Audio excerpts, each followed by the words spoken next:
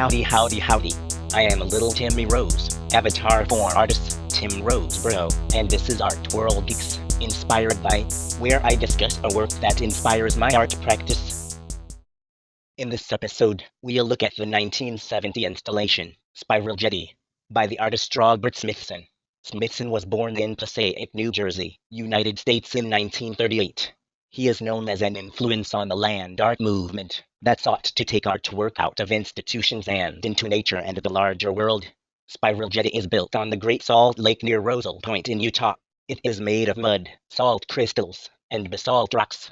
Smithson documented the construction of the sculpture in a color film also titled Spiral Jetty.